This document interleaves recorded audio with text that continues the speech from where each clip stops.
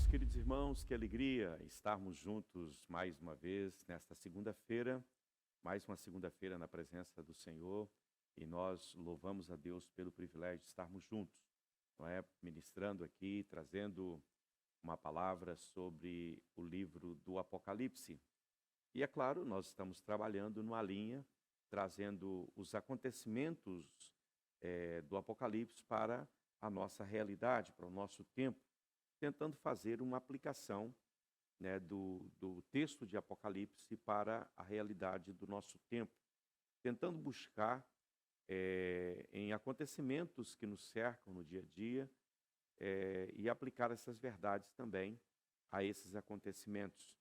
Nós sabemos que o livro do Apocalipse é um livro muito interessante, é um livro especial, é um livro que Deus deu a Jesus, Jesus deu ao anjo, e o anjo passou esta mensagem a João, e João deveria levar, não é, esta mensagem às 7 igrejas da Ásia.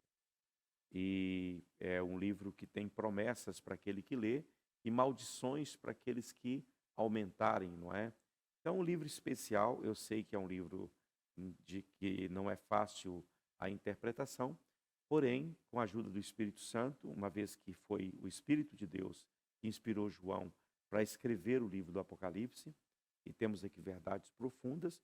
Nós dizemos aqui na nossa ministração anterior que o livro do Apocalipse está dividido conforme está no capítulo 1, versículo 19 do livro de Apocalipse, né? As coisas que vistes, as coisas que são e as coisas que depois dessas hão de acontecer.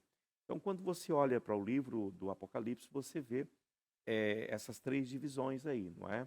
As coisas que viste era aquilo que estava no entorno de João, aquilo que ele estava presenciando naquele momento. As coisas que são, né, está no capítulo 2 e 3, que são as 7 cartas às 7 igrejas da Ásia. A partir do capítulo 4, o cenário sai daqui deste mundo e nos voltamos para o céu. Nós vemos aqui uma grande porta aberta nos céus e João é convidado e ele em espírito, ele adentra ali o lugar onde está o trono de Deus. E ele começa a ver, né, várias coisas e nós não temos tempo para estarmos detalhando todas essas coisas. Hoje nós vamos estar falando sobre os selos, não é? Em especial, o primeiro selo, né? E quando esse primeiro selo é rompido, não é? Quando esse primeiro selo é quebrado, o que acontece em seguida? Não é? Nós vamos trazer isso, claro, para uma realidade do nosso tempo. Primeiramente, vamos dar o pano de fundo dos acontecimentos que está aqui, que está sendo dito por João, e toda a profecia, não é, que encerra esse texto, mas o nosso objetivo principal é tentar despertar a igreja de Cristo para a realidade de vivermos uma vida de santidade. Porque nós estamos estudando o livro do Apocalipse e tentando despertar a igreja para um compromisso maior com Jesus, para uma vida de santidade diante do Senhor e para que possamos tirar o nosso coração e a nossa mente das coisas deste mundo e colocarmos o nosso coração e a nossa mente nas coisas do céu. Jesus disse que onde estiver o teu coração, onde estiver o teu tesouro, aí estará também o seu coração. Que o nosso tesouro seja o céu. Né? As palavras finais do livro de Apocalipse diz: aquele que é santo, seja santo ainda. Aquele que é impuro, que faça impureza, que pratique impurezas ainda. Então, o convite do Senhor para os crentes nesse dia é no sentido de despertarmos e vivermos uma vida de santidade. É isso que o Senhor espera de cada um de nós. Que possamos viver dentro disso. Vamos tentar conversar sobre isso na abertura do primeiro selo e o que João viu, não é? Quando o primeiro selo foi quebrado, o que João viu, o que estava diante dele. Vamos conversar sobre isso, mas antes vamos fazer aqui uma oração, vamos falar com Deus. Na sequência, vamos ler o texto, capítulo 6, versículos 1 e 2, do livro do Apocalipse, e tentarmos aí conversar um pouquinho, né? Depois vamos trazer outros textos bíblicos, né? Que vão estar respaldando o que queremos falar nesta noite, e que o seu coração possa se abrir para Deus, que você possa compreender aquilo que o Senhor estará falando com você aqui neste lugar. Senhor nosso Deus e Pai, adoramos o teu nome, agradecidos somos a ti por tudo que tu já fizeste e por aquilo que ainda tu vais fazer em nossas vidas. Abençoe esses meus irmãos que estarão acompanhando esta live, essa ministração, que o teu Espírito Santo, Pai, possa falar de uma maneira profunda, de uma maneira poderosa ao coração de cada um deles, Pai. Que o Senhor venha sobre nós, que a tua graça, ó Deus, se manifeste em nós e o nosso entendimento seja aberto para a compreensão das Escrituras, para a glória do teu santo nome, em nome de Jesus. Amém, amém. Então vamos ler aqui o texto, Apocalipse capítulo 6, versículos 1 e 2. Primeiramente, vamos ao versículo 1. Vi quando o Cordeiro quebrou o primeiro dos 7 selos, e ouvi um dos 4 seres viventes dizendo, como se fosse o som de um trovão, venha, né? Em outras versões diz, venha e vê. Eu vi então, e eis que um cavalo branco, e o seu cavaleiro tinha um arco, e foi-lhe dada uma coroa, e ele saiu vencendo e para vencer. Meus queridos, para que a gente possa ter uma compreensão aqui desses 2 versos que vamos ler, nós precisamos construir aqui um pano de fundo, né, por trás de tudo aquilo que queremos falar. Nós temos aqui, do capítulo 6, versículo 1 ao capítulo 8, versículo 5, nós temos as visões, não é, dos 7 selos, e temos entre a 6ª visão e a 7ª, entre o 6º selo e o 7º selo, nós temos 2 visões que são chamadas visões parentéticas, né? A primeira visão é dos 144.000 assinalados durante o período da grande tribulação. São 144.000 que o Senhor escolheu para espalhar o seu evangelho durante os 7 anos do período da grande tribulação. E depois nós temos a primeira visão é uma visão terrena, onde vemos os 144.000, e depois temos uma visão celestial, aonde temos ali uma multidão que não se pode contar, de todas as tribos, povos, nações e línguas, que estão debaixo do trono de Deus e que clamam, né? O texto vai estar descrevendo essa multidão, não é? Que está ali diante do trono de Deus, todos com vestes brancas, com palma em suas mãos, e ali clamando e adorando a Deus 24 horas por dia, né? Diz o texto que dia e noite, noite e dia, o Senhor é adorado. Então, essas 2 visões parentéticas, nós vamos estar falando sobre ela no nosso próximo encontro.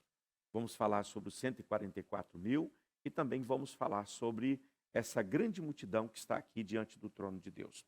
Esta unidade do livro do Apocalipse é o início do cumprimento daquilo que João fala no capítulo 1, versículo 1, do livro de Apocalipse, capítulo 4, versículo 1. No capítulo 1, versículo 1 e no capítulo 4, versículo 1, João vai falar a respeito das coisas que estavam para acontecer iminentemente, estava para acontecer logo. Então, ele está falando aqui de algo dramático que vai passar aqui neste mundo, né? É uma série de 7 eventos, né? Que acontece quando cada um dos 7 selos é quebrado, é rompido, não é? Quando cada um dos 7 selos é rompido, algo acontece aqui na terra. Lá no céu, esses selos são quebrados, aqui na terra algo acontece. Então, e 2 visões explicativas são inseridas aqui, que são as visões, conforme eu já falei, dos 144.000 e mais a grande multidão diante do trono de Deus. O pensamento apocalíptico é um pensamento que espera, né, os ais de Deus, os grandes ais que sobreviriam. Você vai ver uma certa expectativa disso quando as trombetas são tocadas, quando as taças são derramadas, uma expectativa para os ais de Deus, não é? Os evangelhos sinópticos, ou seja, Mateus, Marcos e Lucas, eles falam a respeito dessa expectativa, né? Mateus 13, Lucas 21, Mateus 24, aliás, Marcos 13, Lucas 21, Mateus 24, e eles vão citar aqui coisas que vão acontecer no mundo antes desse grande dia, desse grande momento em que os selos serão quebrados. Eles citam guerra, rumores de guerras, terremotos, fomes, perseguições, peste, atividades inusitadas, tanto no céu como na terra, e no céu, no caso, como há mudanças no sol, na lua e nas estrelas, coisas assim. Não é? E eles vão falar também, em Marcos 13, 10, vai dizer que Jesus ele dá uma indicação aqui para nós que o evangelho do reino será pregado em todas as nações antes que o fim aconteça. Nós falamos disso aqui na nossa ministração anterior, você pode voltar lá e ver o que nós falamos a respeito desse tema. Então, aqui dentro dessas visões de João, né, 3 séries de visões. Primeira visão dos selos, quando o último selo é aberto, aparecem as 7 trombetas, quando a última trombeta toca, aparecem as 7 taças, não é? Retrata, então, os acontecimentos de horror apocalíptico que está para vir sobre o mundo. Os teólogos, os intérpretes, os sábios, eles não conseguem chegar a um entendimento se isso, né, que João está falando aqui seriam fatos que iriam acontecer durante, a partir dos dias de João até o fim dos tempos, ou se esses atos e esses acontecimentos eles seriam localizados, ou seja, seriam pontuais, não é? Estaria falando a respeito de um tempo, né, e de um local onde todas essas pragas e todos esses eventos, não é, apocalípticos vão acontecer. Mas o que podemos ver nessa primeira série aqui, que são os selos que temos, né? Quando os 4 primeiros selos são quebrados, as visões que temos aqui são de 4 cavaleiros, né? 4 cavaleiros misteriosos, que são identificados pela cor dos seus cavalos. O primeiro cavalo é um cavalo branco e fala aqui de uma falsa paz, né? E o nome que vai estar sobre ele, conforme o texto que lemos, ele sai vencedor, né? Ele sai para vencer. Verso 2, coloca primeiro o verso 2. Né? Ele saiu vencendo e para vencer. Então, esse cavalo branco aqui, é claro que o cavaleiro que está sobre ele não é Jesus, é o anticristo, não é? Vamos falar disso daqui a pouco. E o anticristo, claro, ele vai sair para enganar as nações, para enganar os povos. Então, o primeiro cavalo é branco, ele fala de uma falsa paz, né? E de alguém que saiu para vencer. O segundo cavalo é o cavalo vermelho. O vermelho fala de guerra, não é? As guerras que vão surgir, que vão acontecer, não antes do período da grande tribulação, como afirmam alguns, não é? Mas exatamente no período da grande tribulação, onde Israel será exprimido no último, não é? Onde Deus estará purgando os pecados de Israel, conforme está no livro de Daniel. Então, veja bem, serão guerras terríveis que vão acontecer, não só, né, guerras localizadas em Israel, mas guerras que serão travadas em outros lugares, em consequência da guerra que será travada em Israel. Então, a seguir o cavalo vermelho, nós temos o cavalo preto, não é? O que segue a guerra? Geralmente, o que segue a guerra é fome, é destruição, não é? O que fica depois da guerra, depois de uma guerra, quando um país entra em guerra, o que vem depois é muita fome, é muita miséria, não é? Enfermidades de vários tipos. Então, estamos falando de pestes terríveis e de algo que vem mesmo, né, para tirar aí a paz do mundo. E, por fim, nós temos o cavalo amarelo que fala da morte, não é? O que segue as guerras é fome, miséria, pestes, e o que segue tudo isso é a morte. Então, esses são os 4 cavalos, né, dos 4 primeiros selos de Apocalipse. Nós não temos tempo de falar detalhadamente sobre cada um deles, né? E esses símbolos que eu acabei de falar aqui, eles revelam o propósito particular e uma declaração ou interpretação da atividade que cada um daqueles cavaleiros eles tinham para executar sobre a terra. Eu creio que, dentre os símbolos do Apocalipse, talvez o símbolo dos 4 cavaleiros aqui de Apocalipse seja o que mais tem provocado discussões ao longo da história, né, entre os teólogos, entre os estudiosos, né? Eu acho que esses símbolos aqui, não é? Eles só perdem para para a discussão sobre o milênio. Quando se dará, onde se dará, que forma se dará. Eu acho que o milênio ainda consegue superar a discussão que se tem, né, sobre esses 4 cavaleiros aí. E podemos ver um paralelo desse texto de Apocalipse lá em Zacarias, capítulo 1, versículos 8 e 11. Mas permita-me trazer a vocês um resumo simples do que temos aqui. O que temos aqui? Primeiro, né, João aqui, ele passa a descrever, a partir do capítulo 6, ele passa a descrever a primeira parte da 70ª semana de Daniel, que serão 3 anos e meio. Você vai ver isso aparecer muito no livro do Apocalipse, né? Às vezes contado em números de dias, às vezes contado em números de anos ou meses, não é? Vai depender do versículo em que esses 3 anos e meios primeiros, não é? Da 70ª semana, ou seja, dos 7º últimos anos, até que Israel seja completamente purificado de sua maldade, seja livre de todo aquilo que impede eles de reconhecer Cristo como seu Messias, não é? Então, o que nós vemos aqui é exatamente isso. O que nós vemos aqui é o início da primeira fase do período da Grande Tribulação. A Grande Tribulação será dividida em 2 períodos. Primeiro, 3 anos e meio de paz. Segundo, 3 anos e meio de destruição e de conflito. Não é? É o que Paulo vai dizer no capítulo 5 do livro de 1 Tessalonicenses. A partir do verso 1, ele vai falar um pouco a respeito disso aí. Depois nós vamos entrar nisso e vamos falar um pouco a respeito disso também. Então, o que nós temos aqui é exatamente o início desta primeira fase do período da Grande Tribulação.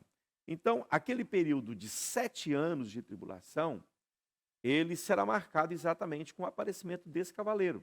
Não é Cristo, é o anticristo. Ele vem com uma falsa paz, não uma paz verdadeira.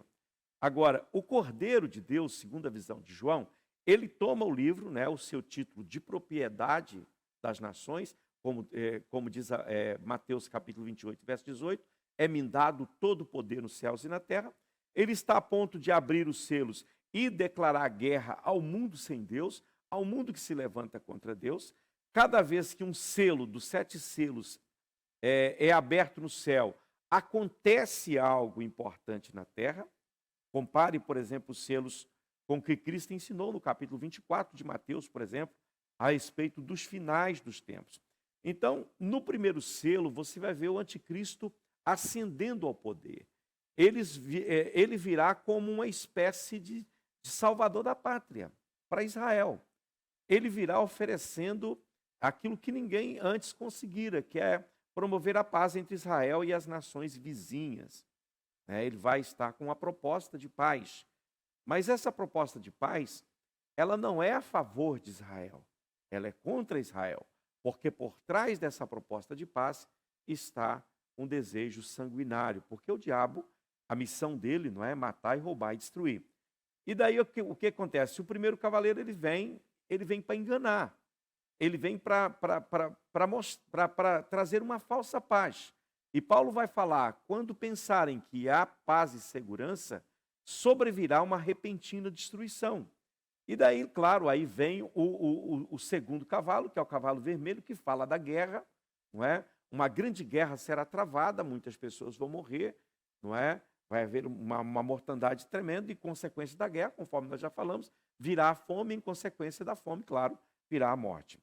Agora, vamos nos concentrar nesse primeiro cavalo aí, nesse primeiro cavaleiro, né?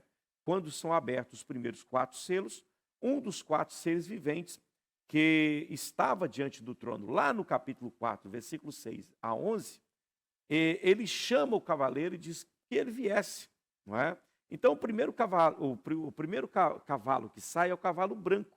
E o que estava montado sobre ele, observe os detalhes, ele tinha um arco e uma coroa, versículo 1. Né? Aliás, versículo 2 mesmo, versículo 2. Ele tinha um arco e foi-lhe dado uma coroa. Ele vem para tomar o lugar, para se apresentar como se fosse o Cristo, como se fosse o Messias dos judeus. Ele vem para enganar o povo de Deus, né?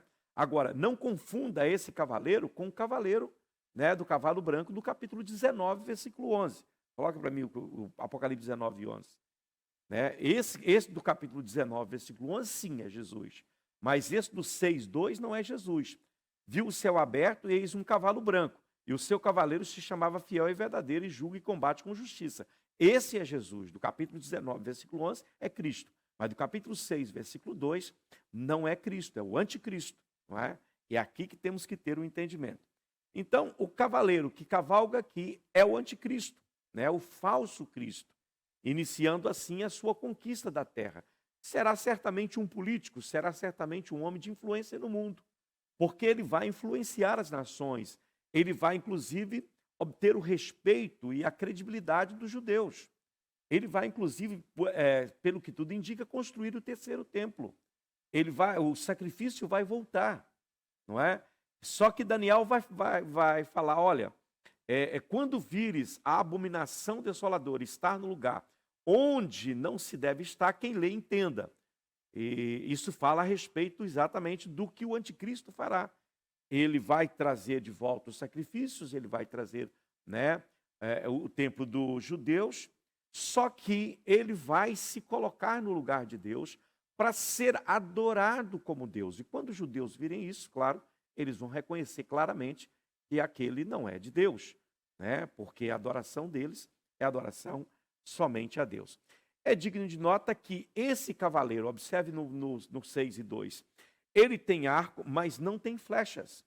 Observe que não é dito aqui que haja flechas na aljava desse cavaleiro. Ele tem arco, mas não tem flecha, né? Isso indica que ele irá conquistar não pela guerra, mas sim de uma forma pacífica, uma voz macia, uma forma bem delicada de falar, um jeito bem diplomático de conversar, não é? Isso vai se dar, é claro, depois do arrebatamento da igreja. E com isso, conforme está em 2 Tessalonicenses capítulo 2, o caminho depois do arrebatamento da igreja, né, ficará aberto para as ações do anticristo. E haverá, claro, conforme nós já falamos, temporariamente, uma falsa paz, né? Porque ele unirá as nações do mundo e fará um pacto com os judeus. Está em 1 Tessalonicenses, capítulo 5, versículos 1 a 3. Podemos ler esse texto, porque aqui sim nós vamos trazer para nós e trazer para o nosso tempo. Paulo vai dizer em Tessalonicenses o que, irmãos? No que se refere aos tempos e às épocas, não há necessidade de que eu lhes escreva, porque vocês sabem perfeitamente que o dia do Senhor vem como ladrão de noite. Verso 3. Quando andarem dizendo paz e segurança, eis que lhes sobrevirá repentina destruição, como a dores de parto, a mulher que está para dar à luz, e de modo nenhum escaparão. Então, vamos trazer isso a respeito dessa demanda do anticristo com os judeus para a demanda do anticristo com a própria igreja. Pastor, mas o anticristo, ele não está retido hoje? Sim, a pessoa do anticristo está retido, não o espírito dele. O próprio João vai dizer que há muitos anticristos. E ele vai dizer que já está no meio deles o anticristo. Então, existem muitos hoje que são anticristos, ou seja, são contrários a Cristo, ou aqueles que querem tomar o lugar de Cristo. O próprio Cristo vai dizer, olha, se disserem, o Cristo está ali, o Cristo está ali, o Cristo está acolá, não vá atrás, não vá atrás. Por quê? Porque assim como um relâmpago que sai do Oriente e se mostra ao Ocidente, assim será a vinda do Filho do Homem. O diabo, nesses últimos tempos, ele tem lutado para enganar a igreja do Senhor. E aqui nós já estamos saindo do cenário apocalíptico e entrando no nosso cenário, no nosso tempo, no nosso momento. Esse cavalo branco lá do Apocalipse, que apresenta uma falsa paz, ele já está agindo hoje, né? Esse espírito aí que tenta trazer segurança, paz e segurança, né? Quando disserem que a paz e segurança, observe que a palavra paz aqui também tem a ver com prosperidade, não é? Nós vamos depois entrar aqui dentro disso, porque isso é importante que você saiba para que você se localize, não é? Então, essa passagem de Paulo em Tessalonicense, ela é paralela com essa passagem que lemos lá em Apocalipse e também a passagem de João 24 e 5. E claro, cumpre aqui uma profecia que Jesus vai falar.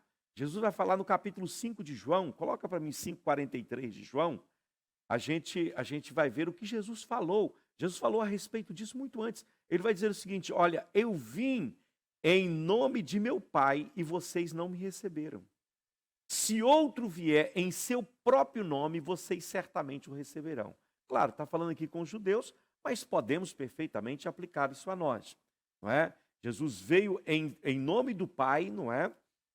E eles não receberam, mas o anticristo vai vir no seu próprio nome e os judeus vão recebê-lo. Mas é uma advertência para nós também. Mateus capítulo de número 24, versículo 5, olha o que Jesus fala aqui também, que é muito curioso e é muito importante para nós percebermos. Porque muitos virão em meu nome dizendo, eu sou o Cristo, e enganarão a muitos. Versículo 6. E vocês ouvirão falar de guerra, rumores de guerra, fiquem atentos e não se assustem, porque é necessário que isso aconteça, mas ainda não é o fim. Isso é um indicativo do fim, mas ainda não é o fim. Agora, o que são essas guerras e todos esses sinais e todo esse surgimento de falsos cristos, de anticristos, que tem surgido no nosso tempo? O que é isso? Isso é uma forma, claro, isso é um meio pelo qual o diabo quer enganar, se possível, não sei como ele faria, até os próprios escolhidos, diz o texto sagrado. Agora observe que há sim espíritos anticristo, o espírito do anticristo está assim agindo por todos os lados, se possível está enganando até os próprios escolhidos, né? Mas a trombeta, Deus tem feito soar a trombeta, ou seja, a voz profética neste mundo tem ecoado. Deus tem falado com o seu povo de maneira extraordinária. O juiz de Deus ataca, segundo Paulo disse em Tessalonicenses capítulo 5, versículo 3, ele vai dizer que o juiz de Deus ataca repentinamente, né? Mas não sem aviso.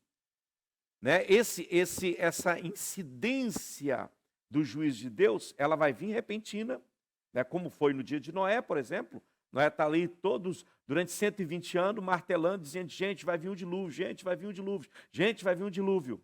Não é? E o dilúvio veio repentinamente. A gente pode ler isso lá no livro do Gênesis. Que num determinado dia, num determinado mês, Deus cerrou a porta da arca e disse para Noé, entra você com sua família, e fechou a porta e acabou. Foi repentino. Não é? Agora, é repentino, mas não sem aviso. Deus está tocando a trombeta no mundo. Deus está falando com o seu povo, Deus está falando com o mundo. Deus, a voz profética está ecoando por todos os lados, seja através de pessoas, seja através de sinais, tanto sinais nos céus, como na terra, como entre as nações. Deus prometeu que ele não faria coisa alguma sem antes revelar o que ele está para fazer através dos seus servos, os profetas. Está em Amós capítulo 3, versículo 7, versículo 8. Onde Deus, falando pela boca do profeta Amós, vai dizer que ele, Deus, antes de fazer seja o que for, ele vai fazer com que esta mensagem chegue por meio dos profetas. Diz o seguinte, certamente o Senhor Deus não fará coisa alguma sem primeiro revelar o seu segredo aos seus servos, os profetas. Verso 8, pode colocar. O leão rugiu, quem não ficará com medo? O Senhor falou, quem não profetizará? Quando Deus ordena, a boca dos profetas são abertas e o Senhor fala. Talvez eu esteja sendo uma boca profética de Deus para a sua vida, para te despertar nesse tempo do fim que estamos vivendo.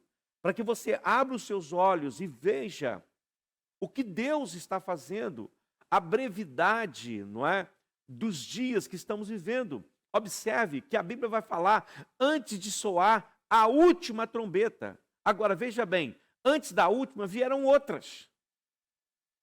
Não significa que é uma trombeta apenas, mas que haveria uma que finalizaria tudo. Ou seja, haveria uma voz profética mundial que falaria por último neste mundo. Esse soar da última trombeta, essa trombeta tem a ver com a voz profética que tem proclamado o Evangelho de Jesus Cristo. A promessa de Deus é que a trombeta soará, não é? A trombeta soará, a trombeta será tocada neste mundo. Né? Zacarias capítulo 9, versículo 14, diz aqui, o Senhor será visto sobre eles e as suas flechas sairão como um relâmpago. E o Senhor Deus fará soar a trombeta e irá com redemoinhos do sul. Você pode ler depois, se quiser também, Sofonias capítulo 1, versículo 14 a 18, onde o Senhor fala de uma forma poderosa a respeito desse soar da trombeta. Então, essa profecia, inclusive, de Sofonias, é uma profecia de destruição repentina pelo fogo. É dia de angústia, dia de tribulação, trevas e escuridão. Mas é também dia de trombeta, de alarido e de alarme. Deus está gritando, irmãos, no mundo. A voz está ecoando, aleluia, como lá no capítulo 6, versículo 1. Ouviu-se uma grande voz que ecoou no céu. Venha e veja. Aleluia. Deus tem colocado os seus atalaias, conforme está em Ezequiel 33, versículo 2 a 4. Ele tem colocado os seus atalaias nas torres de vigia para anunciar que ele está voltando. E que você precisa se preparar para esse grande dia, para esse momento maravilhoso. Deus, ele faz soar a trombeta pela voz dos seus atalaias, dos seus profetas.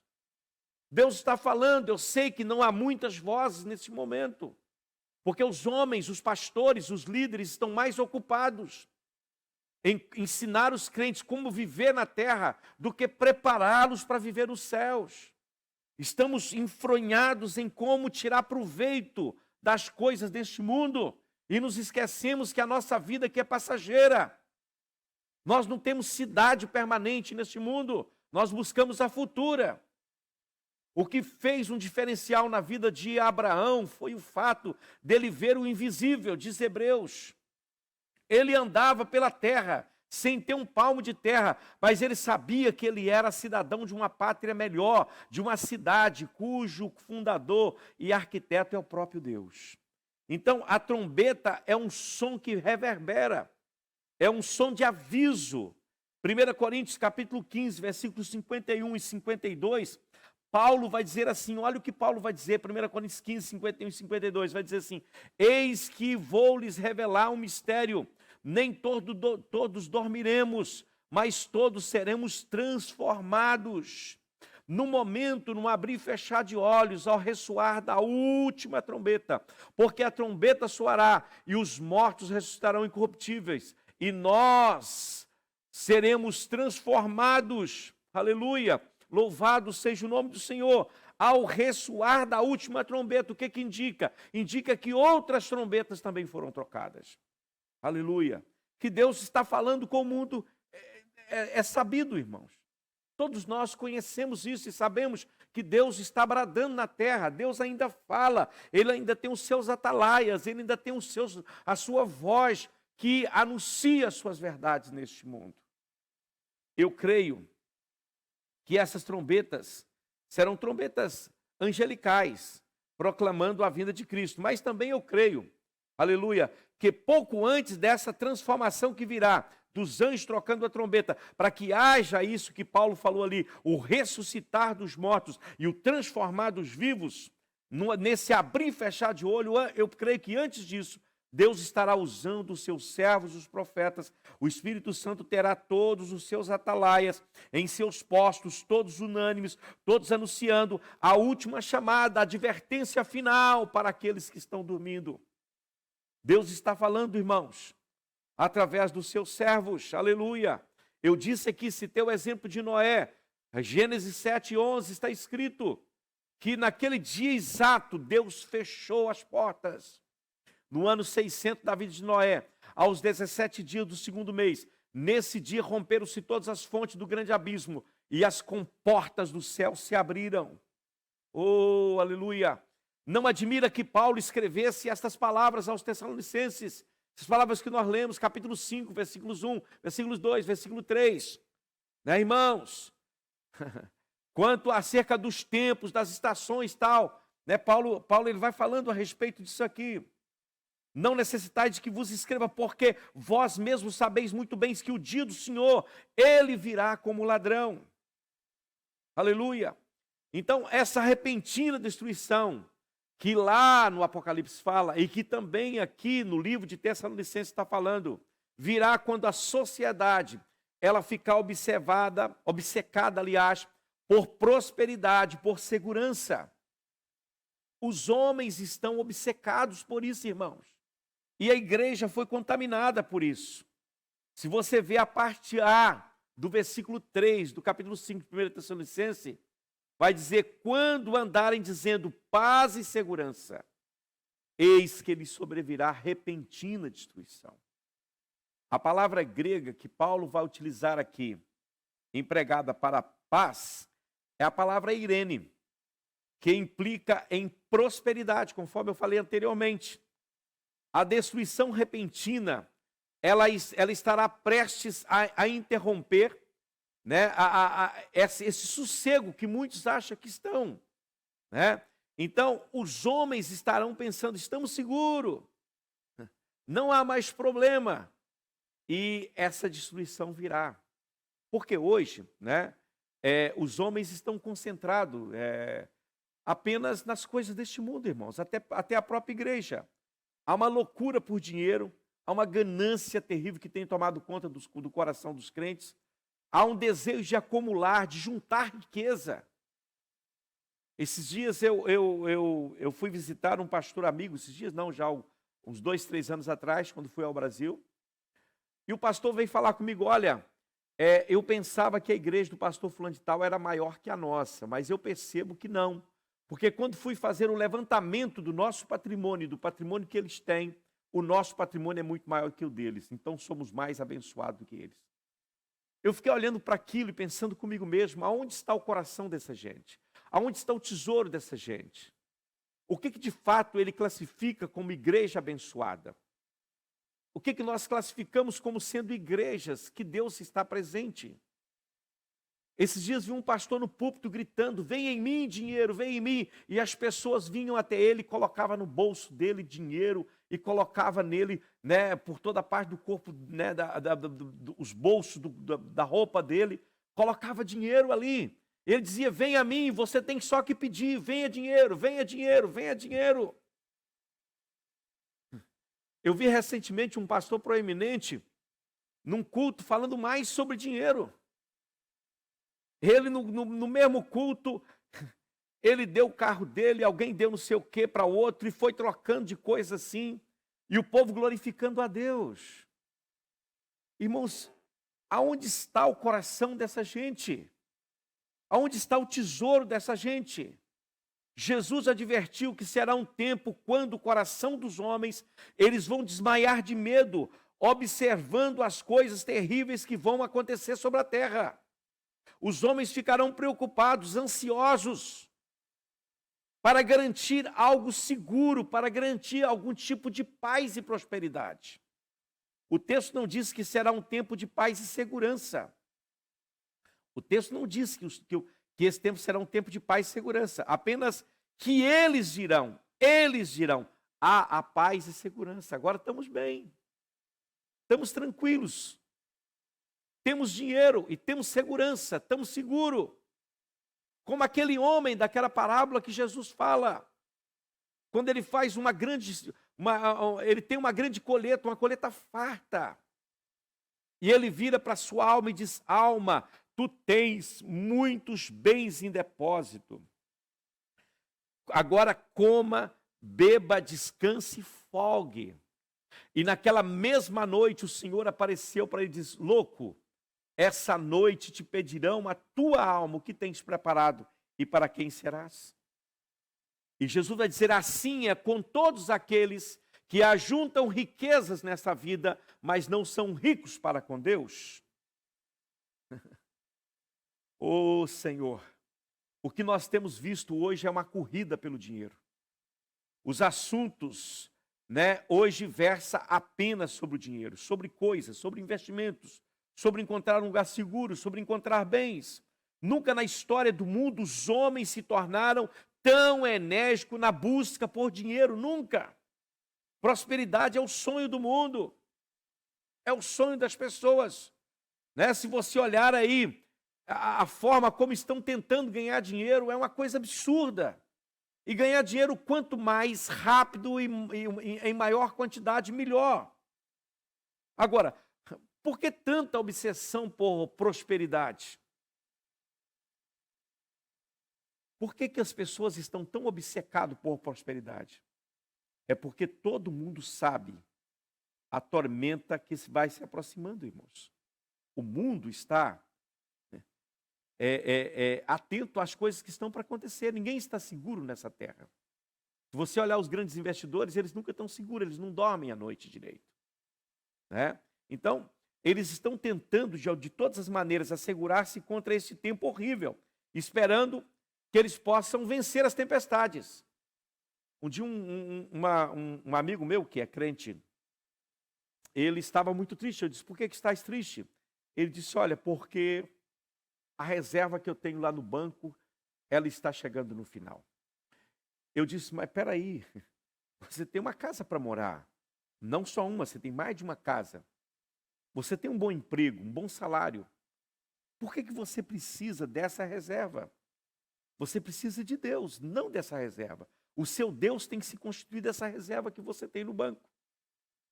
Quantos de nós, o nosso Deus é a nossa reserva? Aquele fundo que a gente faz lá e deixa ele lá para o momento que precisarmos, a gente vai recorrer a ele. Infelizmente, a confiança dos homens está nas coisas e não em Deus. É por isso que a destruição virá, né? A obsessão da prosperidade tem corrompido até mesmo as igrejas. Como Paulo, ele vai falar a respeito disso. E eu creio que se ele vivesse no nosso tempo, o coração de Paulo, como o coração de todo ministro sério de Deus, está triste, não é? Por contemplar o que fizeram com o Evangelho, o que fizeram com a igreja de Deus, não é? O que está acontecendo.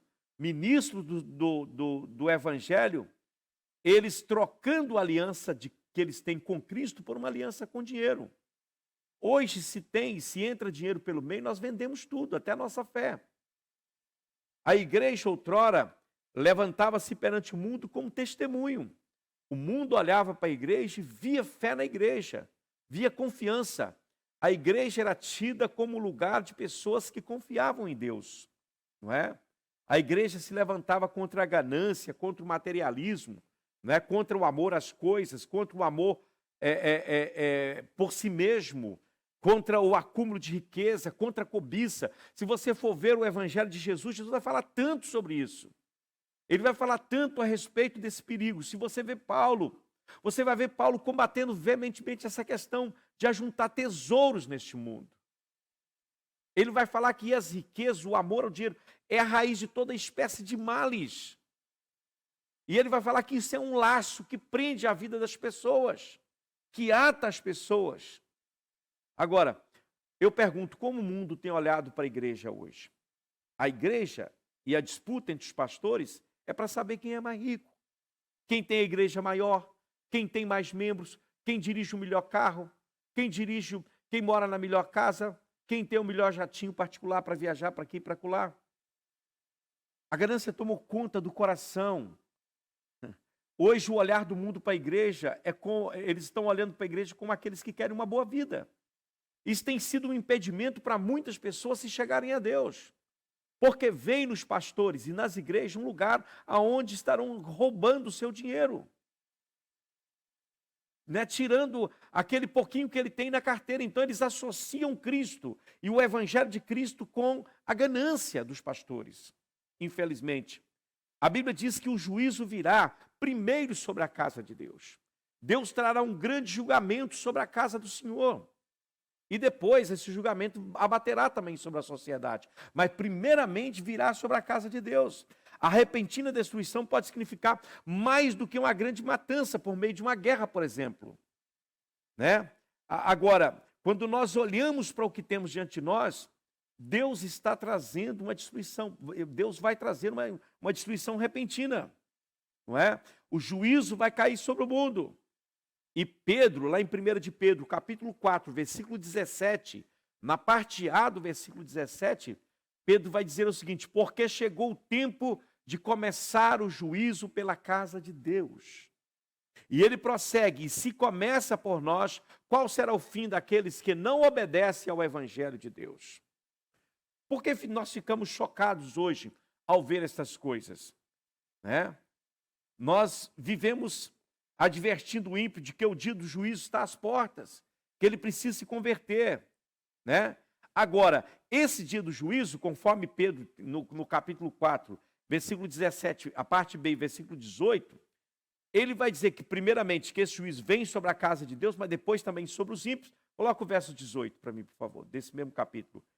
E se é com dificuldade que o justo é salvo, o que será do ímpio e do pecador? Então, os juízos que Deus está para trazer em sua casa são tão súbitos e tão assustadores que os ouvidos dos homens vai ficar retinindo.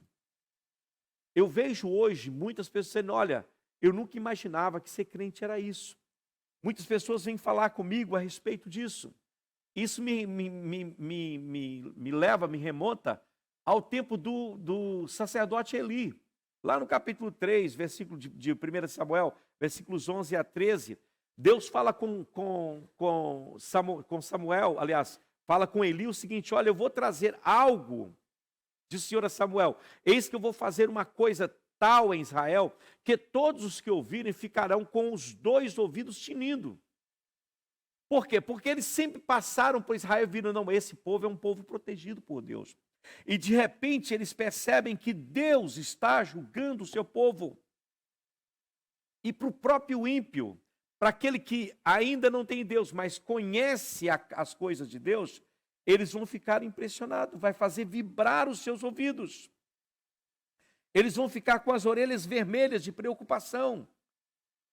Porque eles perceberão que se já começou na casa de Deus, eles serão os próximos.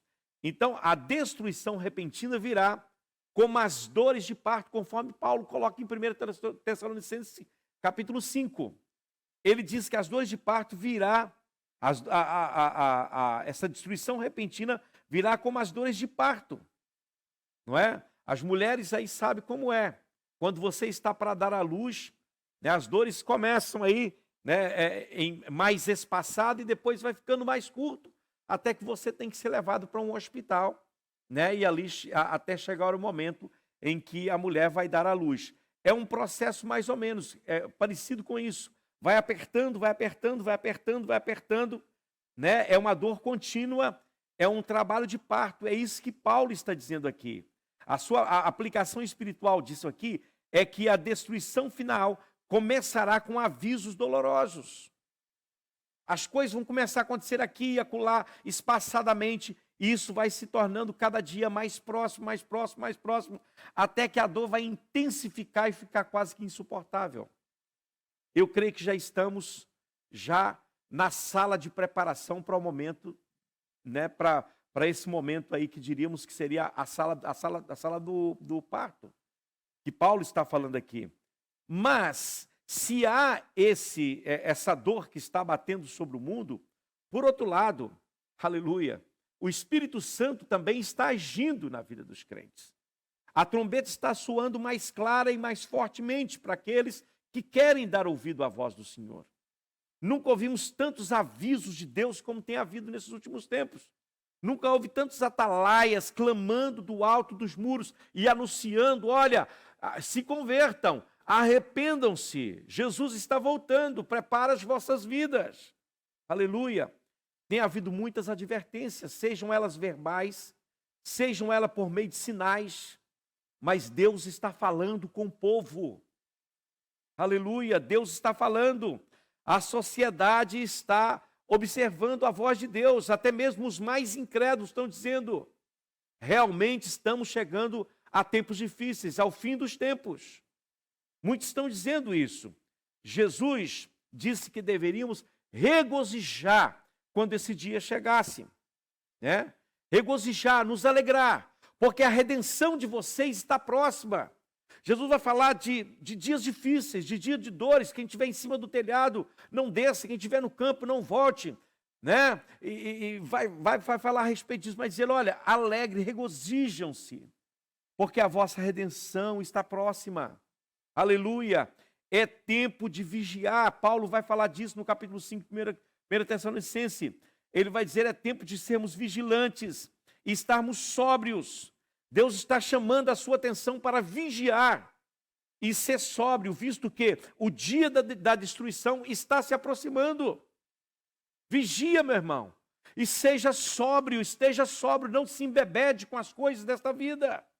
O verso 6 do 1 Tessalonicenses capítulo 5, versículo 6, ele vai dizer assim: pois não durmamos como os demais. Pelo contrário, vigiemos e sejamos sóbrios. Aleluia. Essa é a mensagem de Deus para você. Não durma como os demais. Tem muita gente dormindo, não durma. Abra os seus olhos. Aleluia. Tão certo como não somos deste mundo, não estamos destinados para as trevas ou para a destruição. Olha o verso 9 desse mesmo capítulo, coloca para nós. Porque Deus não nos destinou para a ira. Olha bem, Paulo está falando aqui que vai haver um tempo de ira, um tempo do derramar da ira de Deus. Mas Deus não nos destinou para a ira, ou seja, você não passará pela grande tribulação se você é de Jesus. Deus não te destinou para a ira, mas para alcançar a salvação mediante o nosso Senhor Jesus Cristo. O aumento das dores de parto significa algo glorioso para a noiva de Cristo. Significa que o nosso dia de sairmos deste mundo e estarmos com o Senhor está chegando. Aleluia. É uma crise a menos no trajeto para o nosso lar. Toda situação que surgir e tudo que vier sobre nós é uma crise a menos, é um problema a menos. Nós estamos mais perto de casa, nós estamos mais perto do nosso lar. Mas para os ímpios, é uma contagem regressiva para a destruição. A diferença entre o justo e o injusto, que a Bíblia fala no livro de Malaquias, outra vez verás, a diferença entre aquele que me serve e aquele que não me serve, aquele que é justo e aquele que é injusto, está exatamente aqui. Porque as dores que vai vir sobre o mundo, ela vai abater sobre justos e injustos. Mas para o justo é motivo de alegria, porque é uma dor a menos antes daquele grande dia de chegarmos na nossa casa, no nosso lar. Mas para o ímpio é uma contagem regressiva rumo ao inferno. Para nós, aleluia, é uma contagem regressiva para a glória. Mas para os ímpios é uma contagem regressiva para a ira. Aleluia. Para nós é o nosso encontro com a ressurreição. Para eles é ser lançado no lugar onde terá pranto e ranger de dentes. Nós nos regozijamos e damos brados de alegria. E já os filhos deste mundo, que vivem nas trevas, estão embriagados. O texto vai dizer, olha o verso 7 de 1 Tessalonicenses 5, vai dizer, ora, os que dormem é de noite que dormem, e os que se embriagam é de noite que se embriagam. Verso 8. Nós, porém, que somos do dia, somos sóbrios, revestimos-nos da couraça da fé, do amor, e tomando como capacete a esperança da salvação. Aleluia, bendito seja o nome do Senhor. Os que dormem de noite, os que se embebedam de noite. Mas nós não somos da noite, nós somos do dia, irmãos. Aleluia, oh, aleluia. Isso tem a ver com qualquer tipo de embriaguez terrena. Embriagar significa excitar o espírito humano a uma intensidade de febre alta. É quando você está tomado pelo calor do álcool. É algo terrível. Esta é uma poderosa advertência que o apóstolo Paulo nos traz hoje. Ele avisa que não nos entusiasmemos com as coisas terrenas às vésperas do arrebatamento da igreja. Não fique entusiasmado com ter, com possuir, com ajuntar com isso e com aquilo, porque tudo isso vai ficar. E se o seu coração estiver aqui, se o seu tesouro for aqui, o seu coração estará aqui e você vai ficar aqui. Apocalipse 12 diz, ai, ai, ai dos que habitam na terra, ou seja, ai, ai daqueles que vivem para a terra. Aqueles que se movem para as coisas da terra. Aquele cujos olhos estão voltados e fixados nas coisas da terra.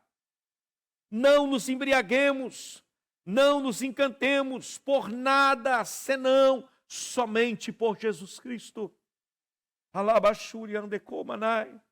Devemos ocupar-nos até que Ele venha, diz Jesus. Esteja ocupado até que Ele venha. Aleluia. Devemos ser diligentes e cuidar de nossas famílias. Cuidar das nossas casas, dos nossos filhos. Aleluia. Cuidar daqueles que Deus colocou debaixo da nossa cobertura. porque o tempo de Deus está chegando. Mas acima de tudo, irmãos, nós devemos ser sóbrios e vigilantes. A palavra sóbrio aqui significa discreto, com discernimento, cauteloso. Em outras palavras, não deixa nada ganhar o seu coração, seja cauteloso.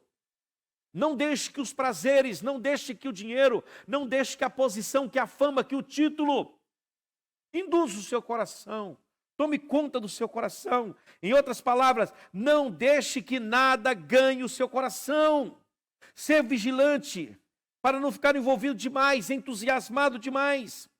Ou dedicar o seu tempo excessivamente às coisas deste mundo. Pedro, em 1 Pedro capítulo 5, versículos 8 e versículos 9, Pedro diz assim, olha o que Pedro fala com a gente. Sejam sóbrios e vigilantes. O inimigo de vocês, o diabo, anda em derredor como leão, que ruge procurando alguém para devorar. Verso 9. Resistam-lhe firmes na fé, certos de que os irmãos de vocês espalhados pelo mundo estão passando por sofrimento iguais os de vocês. Cuidado, irmão. Estejam atentos, as Escrituras falam disso. Jesus falou disso, os apóstolos falaram disso. Há várias advertências na Bíblia sobre o vigiar, sobre o estar atento. Não podemos brincar de ser crente. Aleluia. Talvez nesse exato momento você esteja bebendo o vinho diabólico da destruição. Talvez o vinho está tomando conta do seu coração. Não estou falando de vinho literal. Eu estou falando do vinho dos prazeres e das coisas deste mundo. A Bíblia avisa que Satanás tentará enganar, se possível. Eu já disse isso aqui, até os escolhidos do Senhor. Muitas vezes eu fico perguntando como ele fará isso. Isso não será por adultério, irmãos. Isso não será por imoralidade, não será por orgulho ou maus hábitos, não. Mas por deixar que algo bom, algo que vale a pena, domine o seu coração, algo dessa vida. Você pode dizer, mas eu não traio a minha mulher. Eu não roubo nada do que é dos outros. Eu não estou vivendo na prática imoral. Eu não sou um orgulhoso.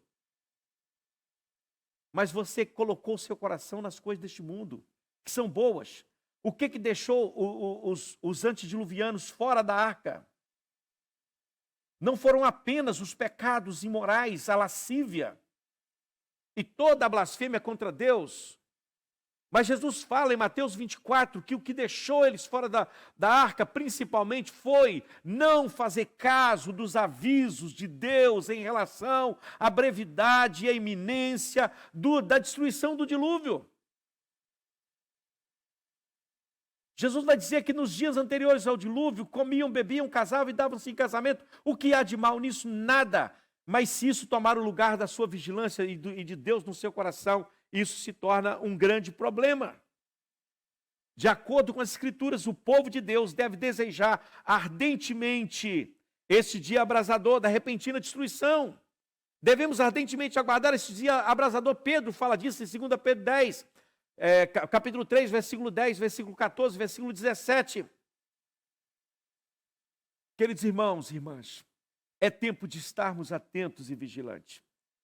Mas é tempo também de estarmos em movimento. Nós não podemos parar. Esse não é tempo de estarmos apagados, de nos entregarmos ao comodismo, não. O tempo que estamos vivendo é um tempo profético, minha gente. É um tempo especial. Essa não é a hora de ficar acomodado em Sião, tranquilo. Sofonias, capítulo 1, versículo 12, tem um versículo muito interessante aqui. E há de ser que naquele tempo esquadrinharei a Jerusalém, como se expressam como a borra do vinho que dizem no seu coração, o Senhor não faz nem bem e nem mal. Naquele dia vasculharei Jerusalém com lanterna e castigarei aqueles que estão apegados à borra do vinho e dizem no seu coração, o Senhor não faz nem bem nem mal. Olha aí, então, olha, Deus é bom, no final, no frigir dos ovos, Ele vai salvar toda a gente. É mais ou menos isso que está aqui a dizer. Vamos ficar tranquilo, vamos ficar sossegado, como aquele servo da parábola. Ele não diz, o meu senhor não virá. Ele diz, o meu senhor tardará em vir. Vamos viver tranquilo, gente. Vamos viver em paz. O Senhor não vai te deixar fora do céu, você é tão bom. Você ajuda tanto a igreja dele. Você tem, né? Fique tranquilo. Oh, meus irmãos, não se iludam com isso. Eu lhe digo, uma verdadeira igreja onde o Espírito Santo está, será uma lâmpada de Deus neste mundo. Ele andará pela cidade, mostrando quem é Deus. Aleluia. Fazendo a vida de Deus se manifestar entre os homens. Se nós somos luz, não tem como esconder-nos. A Bíblia diz, vós sois a luz do mundo. Jesus falando no capítulo 5 de Mateus. Não se pode esconder uma cidade edificada sobre um monte. Não pode. Mas há muitos que recusam-se a envolver. Não querem. Preferem o sossego, preferem a tranquilidade. Eu ouvi de um pastor esses dias uma coisa muito interessante, ele dizendo, olha, ao hino da harpa que eu evito cantá-lo. Falei, por quê? Mas é aquele hino que diz, não é? Eu quero estar com Cristo quando a luta se travar, no lance imprevisto, na frente me encontrar. Eu disse, que é isso? Então, somos covardes, afinal? Nós não somos covardes, irmãos. Nós vamos estar com Cristo, sim. Na luta, sim. Na frente me encontrar, sim. Quando o inimigo se levantar, quero estar lá. Aleluia. Não no meu nome, nem na minha força, nem no meu poder, mas no poder do nome de Jesus. Na autoridade daquele que está na minha vida, eu não posso me esconder e nem me acovardar. Porque a Bíblia diz que quanto aos tímidos e aos covardes, a parte deles é no lago de fogo que arde com fogo e enxofre. Eu não posso me acovardar, eu preciso ir para cima. Eu quero estar aí na frente, eu quero ser o primeiro, eu quero me lançar à guerra. Não importa, eu sei que o meu general é Cristo. E ele vai à minha frente vencendo os inimigos e batalhando a minha guerra. Eu tenho que declarar e mostrar ao mundo a grandeza do meu Deus e o poder dele.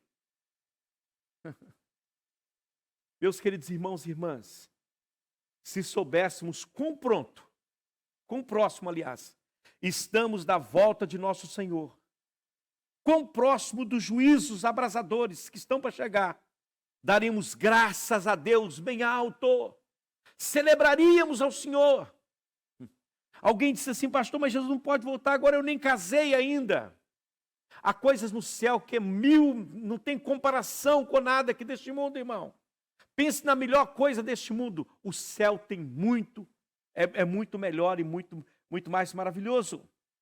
Se você está andando no Espírito, Jesus Cristo está pondo, aleluia, esse gozo da proximidade do noivo no seu coração. Está lá em Apocalipse 22, o Espírito e a noiva dizem, vem, e quem tem sede diga, venha, e quem quer, receba de graça da água da vida. Aleluia, louvado seja o nome do Senhor. Aleluia. Lucas, há um versículo em Lucas, capítulo 3, versículo 9 do Evangelho de Lucas. Eu gosto desse verso, ali está escrito o seguinte, falando sobre Jesus, diz que ele colocou o machado na raiz da árvore. Aleluia. Esse foi um pronunciamento de João Batista. Também o machado já está posto na raiz das árvores. Portanto, toda árvore que não dá bom fruto é cortada e lançada no fogo. O Senhor está nos vendo, irmãos. E eu quero concluir a minha palavra. Eu teria muito mais coisa para falar a respeito dessa repentina destruição que Paulo está falando aqui. Essa paz falsa que o anticristo, que o espírito do anticristo está tentando passar para você. Não, Jesus não vai vir. Não, ele não vai voltar. As coisas não serão assim. Não vai. Irmão, vigia. Não sei quanto a você, irmão. Não sei quanto aquilo que está no teu coração. Mas quanto a mim, a minha mala já está pronta. Aleluia. Aleluia. Eu já estou com as minhas malas prontas, pronto para viajar. Aleluia. Estou pronto. Meu coração anseia pela chegada do noivo. Oh, aleluia. Deus está me desligando completamente do mundo e das coisas do mundo. Deus tem me ensinado a resistir e a vencer Mamon. Deus tem me ensinado a lutar contra os prazeres e as coisas deste mundo e me preparar para esse momento maravilhoso, aleluia, onde estaremos para sempre com Ele. A trombeta de Deus está soando alto e com clareza no mundo. Deus está falando conosco, irmãos. Se você ainda não tinha ouvido a trombeta de Deus, hoje Ele está tocando essa trombeta no seu ouvido e dizendo para você: não embriague com as coisas deste mundo, seja sóbrio, vigia, prepara a tua vida, crente. Prepara a tua vida para encontrar com seu Deus. Aleluia! A Bíblia diz lá nos profetas: prepara-te, ó Israel, para encontrar com teu Deus. Ele está voltando, aleluia! Não temos desculpas. Em breve nos assentaremos, oh aleluia, diante do Senhor. Não teremos desculpa, irmãos. Os que conhecem o Senhor e andam na sua justiça, não tem medo desse dia. Não tem medo desse grandioso dia. Eles estarão, aleluia, na linha de frente do campo de batalha espiritual. É lá. Alabaxuiande contará, é lá. Vencendo todos os principados, todas as potestades. Aleluia, lutando em nome do Senhor. É melhor que nós tenhamos uma fé verdadeira nisso, irmãos. E tenhamos os nossos corações preparados. Eu deixo aqui uma palavra profética para você, querido. Tudo que eu falei aqui tem muito de profecia. Mas eu quero dizer algo olhando nos seus olhos. Deixar uma palavra profética para você.